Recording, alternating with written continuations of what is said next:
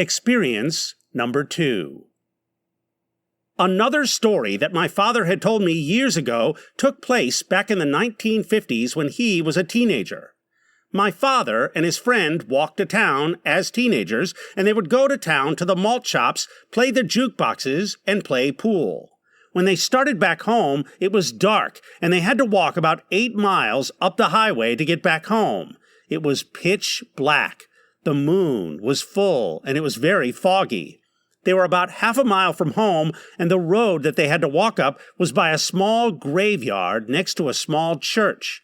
They were playing kick the can in the road and decided to take a shortcut through the graveyard.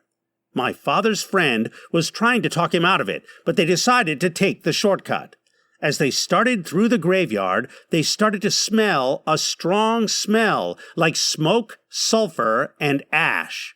There was a huge tree in the middle of the graveyard, about 12 feet thick. It was old, 250 years old. There was something standing there with a black cape, and it had a white, ashy face.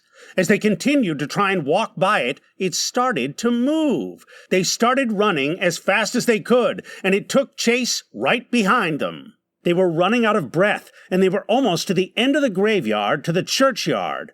Whatever it was right behind them. Its cape was flapping in the wind. They could feel its breath, and they said it really smelled. Right there, at the end of the graveyard, was a metal wire fence. They were running, and his friend went right through the fence. Once they got to the church, the thing was gone, and the smell was gone. They threw themselves on the ground to catch their breath and talked about what they'd seen. Neither one had ever seen anything like that before. They headed home and never told anyone about that night until years later.